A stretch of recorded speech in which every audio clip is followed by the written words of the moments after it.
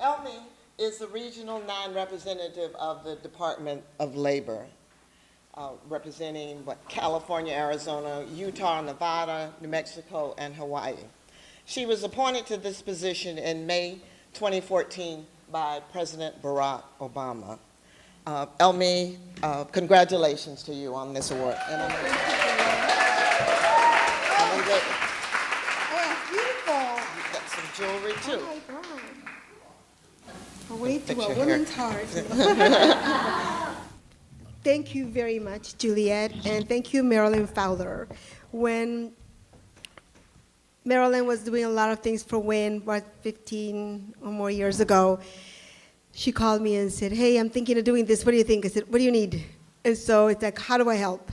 And it's just sort of one of those things that I think growing up in a small business family, everything is your job. And there is no such thing as that's not my job or that's somebody else's responsibility. And that's something that my family ingrained in all of us, my brothers and sisters. And I can think of no better way to sort of be helpful than in public service and to look at who's not at the table when we are doing things, whether it's policy, whether it's, having a committee of some kind, and how do we bring other people? I'm here, but a lot of people aren't, and how do we make sure that they're there?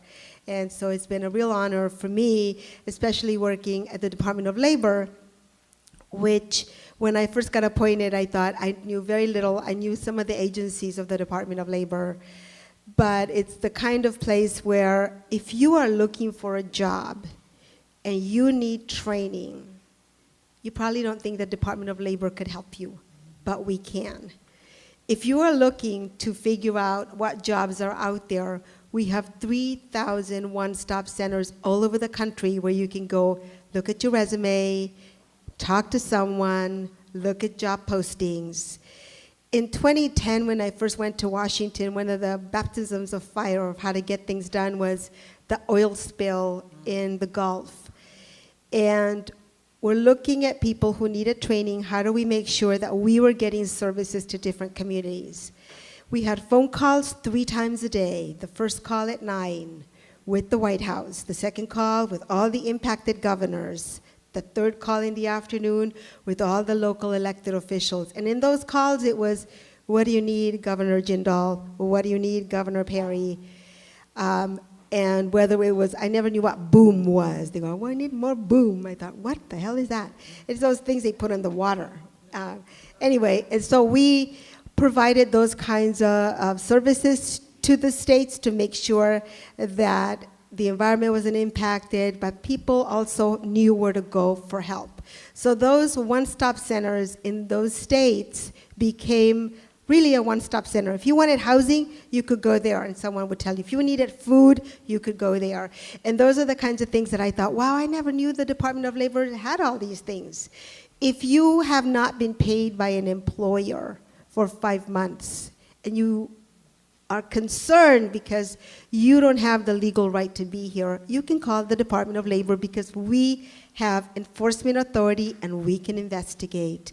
If you are being trafficked, and this is why you hear of people, we find a company in Silicon Valley because they brought in H-2 workers, temporary workers, and these people were being paid in rupees.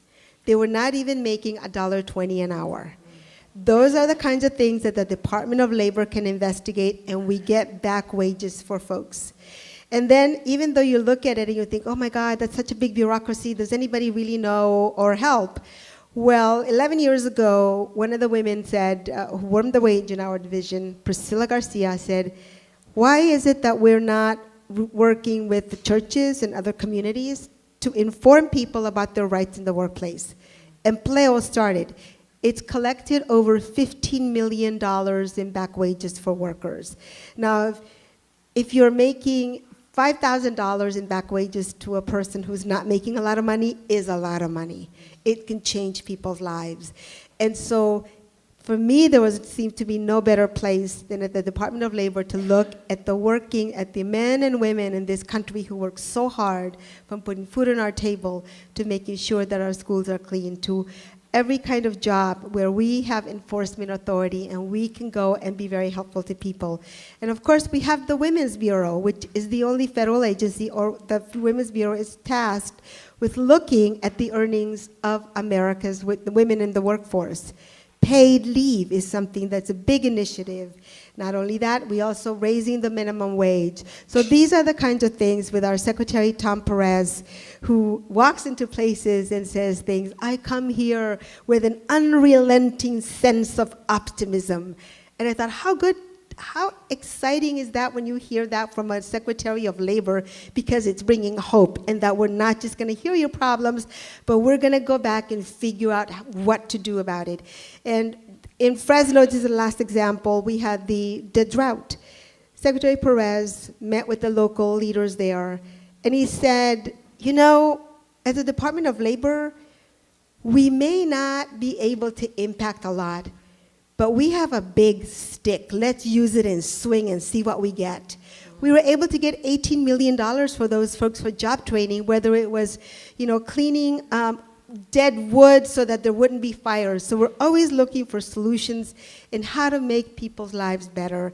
And I think that these kinds of gatherings, we're all here because when we make a woman's life better, it's not just better for that woman, it's better for the whole family and that entire community. And I can't thank you enough for this award. And Marilyn, thank you for making me an international speaker and including me with the UN Women, because this is the kind of partnership that we need to have to make sure that we're all at the table. And those who are not, we make sure how to get them to the table. Thank you very much.